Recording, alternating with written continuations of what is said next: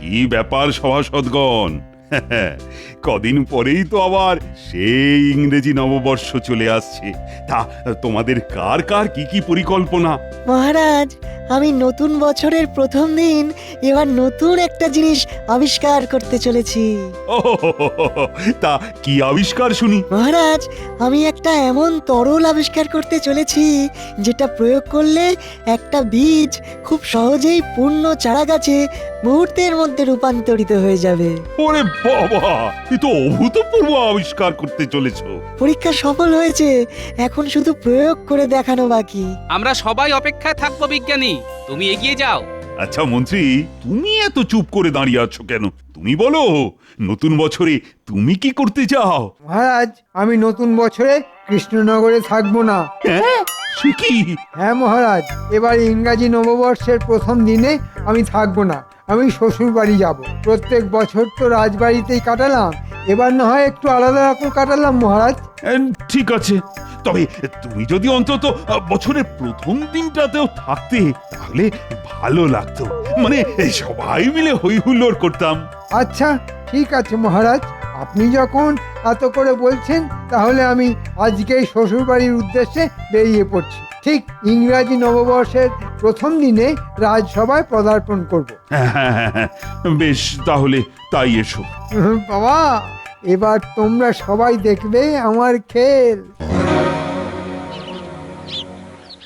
কে কে তুমি আমার কাপড়গুলোকে এই পুটুলির মধ্যে ঢোকাচ্ছ কেন? কারণ আজকে থেকে আগামী এক সপ্তাহ তুমি তোমার বাপের বাড়িতে থাকবে, আর সেই জন্য তোমার কাপড় গুছিয়ে দিচ্ছি। কে বলা নেই কওয়া নেই, আমি হঠাৎ বাপের বাড়ি যাব কেন? শোনো, সামনে নতুন বছর আসছে, আমার প্রাপ্তিযোগ হবে। যাও যাও, কথা না বাড়িয়ে বাপের বাড়ি যাও। বাড়ির বাইরে গরুর গাড়ি বলাই আছে। চলো, আমি তোমাকে রাজ্যের শেষ প্রান্ত অবধি ছেড়ে দিয়ে আসি। তাড়াতাড়ি চলো।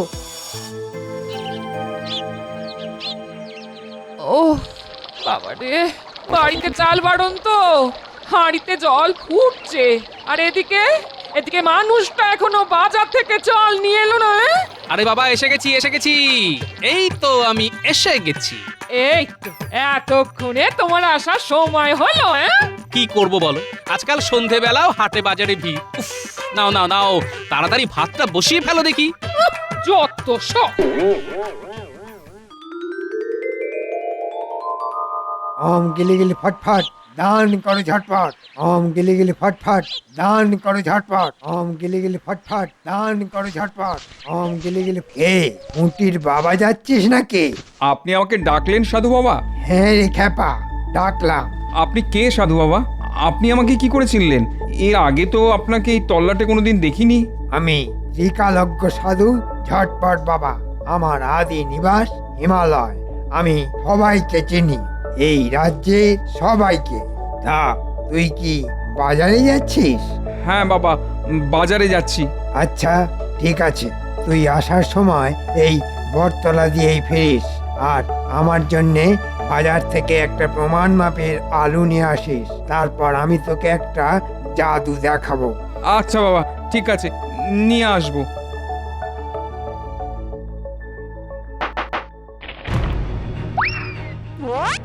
আদেশ করুন বাবা। যা, টুকিদের বাড়ির পিছনে পূর্ব দিকে চুপি চুপি দুটো আলু ফেলে রেখে আয়। আচ্ছা বাবা। তাড়াতাড়ি, গিলি গিলি ফটফট, কাজ হবে ঝটপট। বাবা, আপনার জন্য আলু নিয়ে এসেছি। বাহ, এই তো আমার লক্ষ্মী ছেলে। দে, এবার আমাকে এই আলুটা দে। গিলি গিলি হকাশ ফকাশ, চটপট ঝটপট। যা, তুই তোর বাড়ির পিছনে গিয়ে পূর্ব দিকে একটু মাটি খুলে দেখ, দুটো আলু পাবি। এ কি বলছেন বাবা? এ কি করে সম্ভব?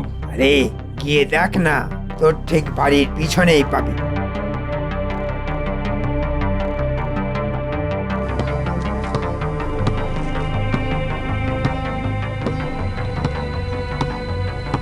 এ কি পুটির বাবা, তুমি এই অসময়ে বাড়ির পেছনে খোঁড়াখুড়ি করছো কেন? এ কি কি করে সম্ভব? আশ্চর্য, অলৌকিক, অবিশ্বাস্য। এই মরেছে। তুমি পাগল হয়ে গেলে নাকি? এবার মনে হচ্ছে তাই হয়ে যাব। বটতলার বটতলার ঝটপট বাবাকে আমি একটা আলু দিয়েছিলাম, আর তার বদলে আমি আমার বাড়ির পেছন থেকে 2টো আলু পেলাম। বটতলার ঝটপট বাবা, সে আবার কোন ভেগধারী? আরে বাবা, ভেগধারী নয়, ভগবান, ঝটপট বাবা ভগবান। আমাকে তাহলে ব্যাপারটা একটু সময় করে দেখতে হচ্ছে।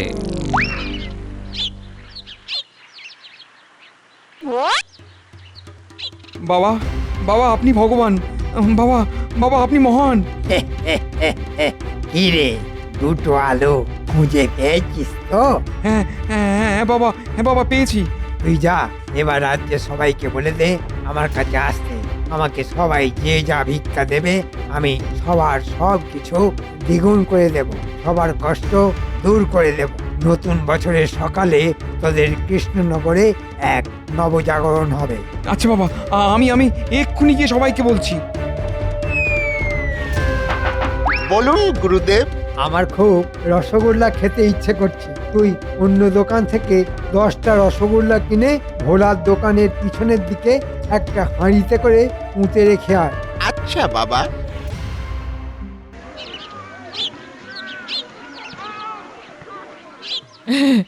এ বাবা, আমি একটু আগেই শুনলাম আপনার কি অসীম অসীম ক্ষমতা বাবা।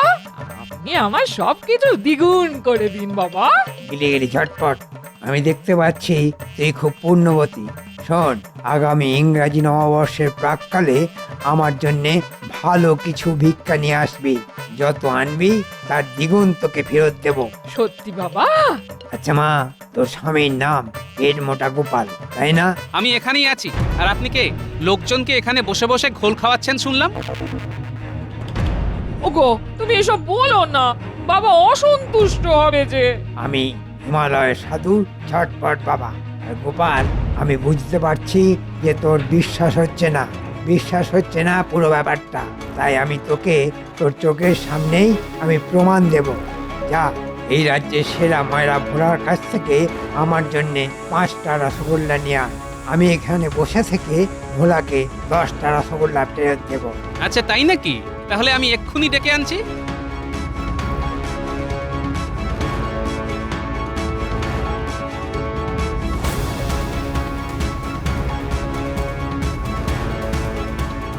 ভোলা, তুমি এক্ষুনি আমার সাথে 5টা রসগোল্লা নিয়ে ছটপট বাবার কাছে চলো তো। উনি বলছেন তোমাকে দ্বিগুণ রসগোল্লা ফেরত দেবেন। হ্যাঁ, একটু আগে ওই পুঁটির বাবা এরকমই কিছু একটা বলছিল বটে। চলো তো গিয়ে ব্যাপারটা একবার দেখে আসি। আর দাঁড়ো দাঁড়ো দাঁড়ো, ওই 5টা রসগোল্লা নিয়ে যাই। হ্যাঁ,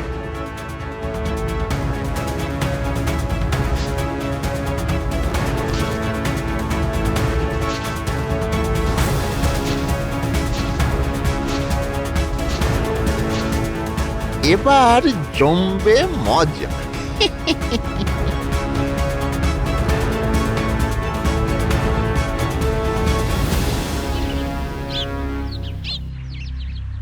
এই তো ভোলা নিয়ে এসেছে। দে ভোলা দে।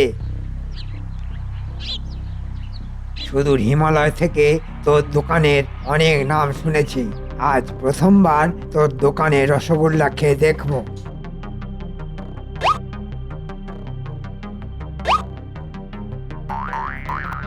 আহা, বেশ খেতে, বেশ খেতে, কোনো তুলনা হবে না। এবার তুই যা, তোর দোকানের পিছনে গিয়ে মাটি খুঁড়ে দেখ, এই 5টা রসগোল্লার দ্বিগুণ মানে 10টা রসগোল্লা ফেরত পাবি। এ কি সত্যি বাবা? যা গোপাল, তুইও ভোলার সাথে যা, তোদের মনের অন্ধকার দূর কর। সে তো করতেই হবে। চলো তো ভোলা, গিয়ে দেখি।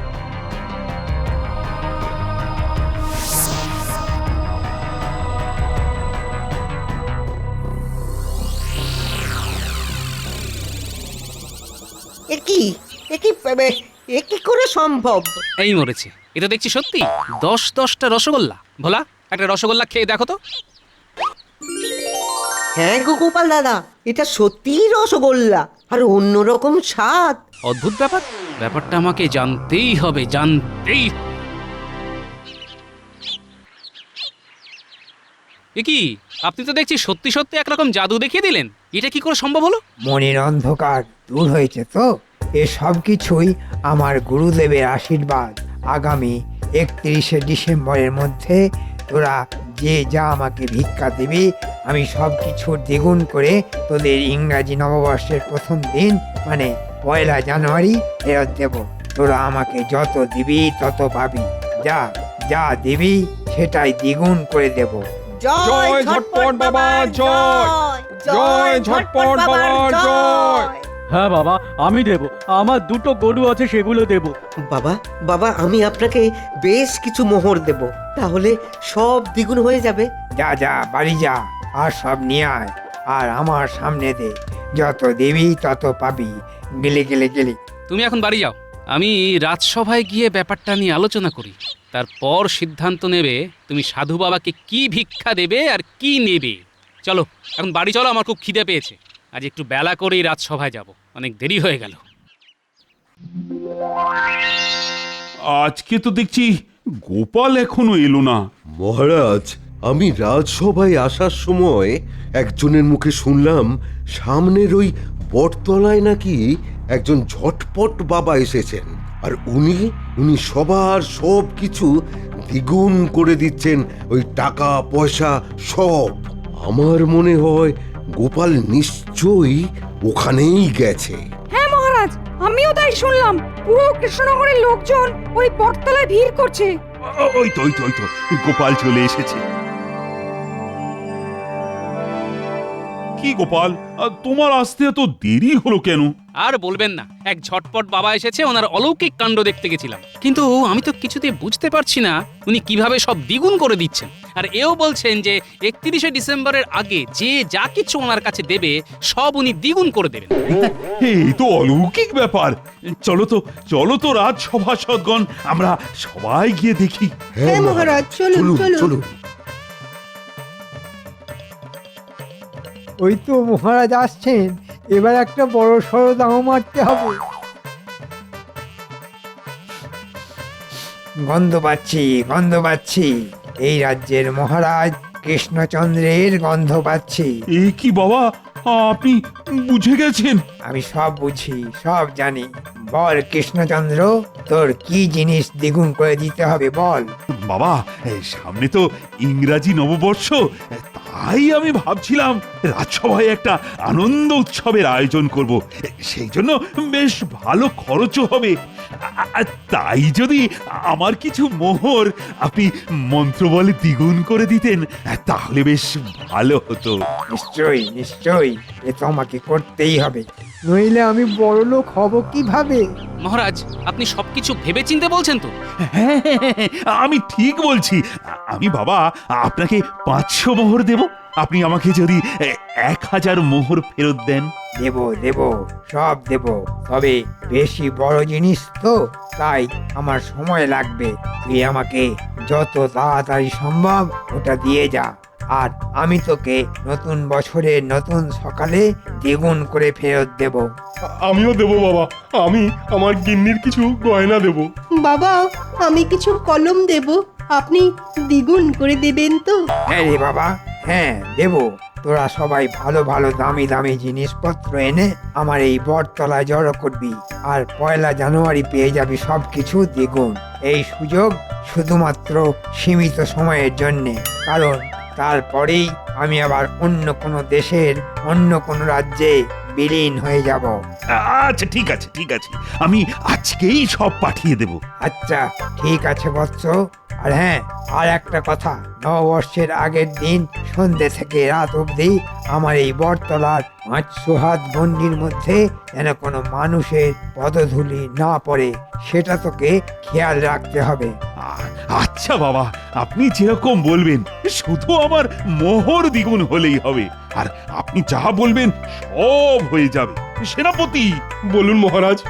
তুমি এই ব্যাপারটা খেয়াল রাখবে যাতে কেউ এই বটতলার 500 হাত গণ্ডির মধ্যে 31শে ডিসেম্বর সন্ধে থেকে রাত অবধি কেউ না ঢোকে। যথাজ্ঞা মহারাজ।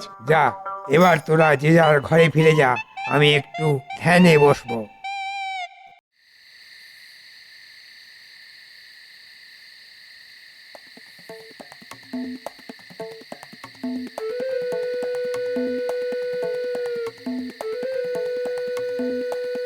গো, তখন থেকে তুমি এদিক ওদিক করছো কেন বলো তো? তোমার মাথা ঠিক আছে তো? আমার শুধু মাথা না, সমস্ত অঙ্গ প্রত্যঙ্গ ঠিক আছে। শুধু মাথার মধ্যে একটাই চিন্তা ঘুরছে যে ওই ছটপট বাবাটা কে? এত রোগা একটা লোক এর আগে কোথায় দেখেছি? কি যা তা কথা বলছো? তুমি হিমালয়ের সিদ্ধ পুরুষ, জয় ঠাকুর জয় ঠাকুর, সব কিছু চোখের পলকের মধ্যে দ্বিগুণ করে দেয়। না না, এসব চোখের ধাঁধা, কোনো কারণ তো রয়েছেই। এখন মন্ত্রীও নেই যে আমি মন্ত্রীর ওপরে সন্দেহ করব। তাহলে কে ওই লোকটা? ইংরেজি নববর্ষের শেষ দিন সন্ধে থেকে কেন ওনার 500 হাতের মধ্যে লোকজনকে যেতে বারণ করলো? না, আমাকে কিছু একটা করতে হবেই। এই তুমি এসব কি বলছো বলো তো? আমার মাথায় তো কিছুই ঢুকছে না। শোনো গিন্নি, তুমি তোমার কোনো গয়না, বাড়ির কোনো কিছু ওনার ওখানে দ্বিগুণ করতে দেবে না। এ বাবা, কেন? আমি তো আমার বিয়েতে পাওয়া গয়নাগুলো দিয়ে এসেছি। উদ্ধার করেছো? দূর দূর, এই মানুষটাকে আমি কিছুতেই বোঝাতে পারবো না। আচ্ছা, আমি আসছি, তুমি বাড়িতেই থাকো।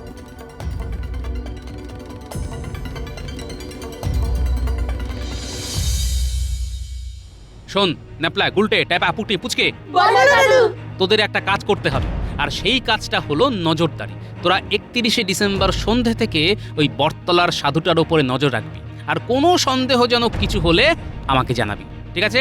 আচ্ছা দাদু, ঠিক আছে। সারা কৃষ্ণনগরে ধন সম্পদ এখন শুধু আমার।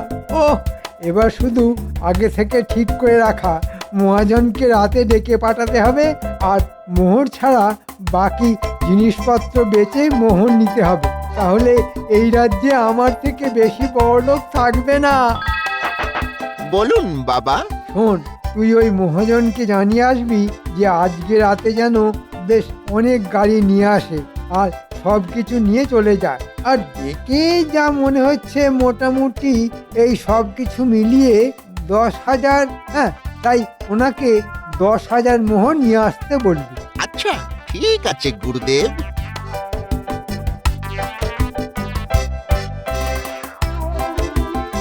তাহলে ওই কথাই রইল, আপনি রাতের মধ্যে গাড়ি নিয়ে চলে আসবেন, কেমন?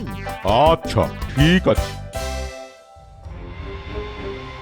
এখন ওই নাতি নাতনিগুলোই ভরসা আমার, নইলে আমার গিন্নির গয়না আর সারা রাজ্যের ধন সম্পত্তি ফর্সা হয়ে যাবে।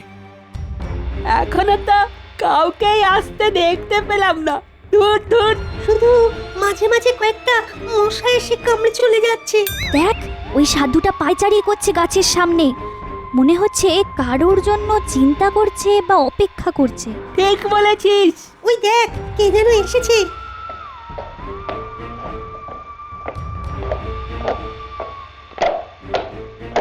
চল চল, একটু কাছে গিয়ে শুনি। ব্যাস, এবার সব মালপত্র গাড়িতে তুলে নাও। মন্ত্রী মশাই, তার মানে এটা সাধু বেশে ওই বদমাশ মন্ত্রী। সব তুলতে ঘন্টা খানেক সময় লাগবে। এই নিন আপনার মূল্য, গুনতে থাকুন। চল চল, আর দেরি করা যাবে না। গোপাল দাদুকে গিয়ে ব্যাপারটা বলি।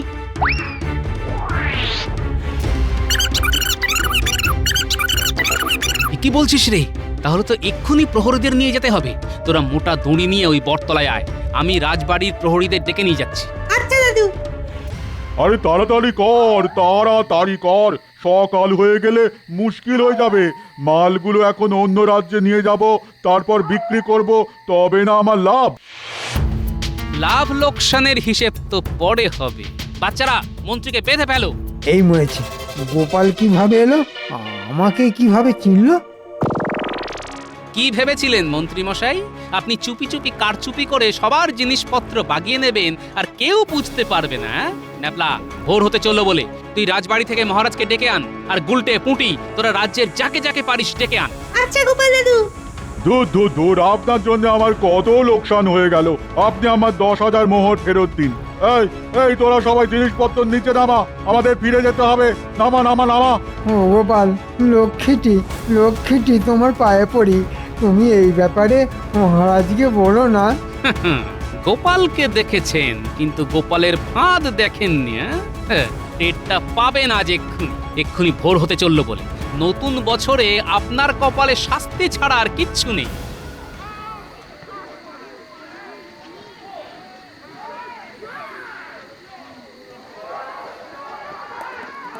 ছি ছি ছি ছি মন্ত্রী, তুমি সবাইকে এইভাবে ঠকাচ্ছিলে। আজকে আজকে আমি তোমাকে বছরের প্রথম দিনেই শুলে চড়াবো।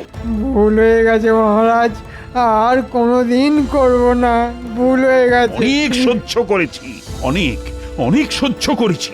সবাইকে বোকা বানিয়ে তুমি লোকজনের সম্পত্তি মহাজনের হাতে বেচে দিচ্ছিলে। এই বাচ্চারা আমাকে সব বলেছে। ভাগ্যিস ভাগ্যিস গোপাল বাচ্চাদেরকে তোমার উপর নজর রাখতে বলেছিল, নইলে তো সবার সর্বনাশ হয়ে যেত। বিশ্বাস করুন, আর করব না, আমাকে ক্ষমা করুন, আমাকে শুলে চড়াবেন না। আমি মরে গেলে আমার বউটা বিধবা হয়ে যাবে। ঠিক আছে, তাহলে নতুন বছরের প্রথম দিনে আমি তোমাকে শাস্তি দেব না, শাস্তি দেবে আমাদের এই কৃষ্ণনগরের জনগণ। ওরা যা শাস্তি দেবে তোমাকে কিন্তু তা মাথা পেতে নিতে হবে। জনগণ আক্রমণ! ওরে বাবা রে, ওরে মা রে, মরে গেলাম।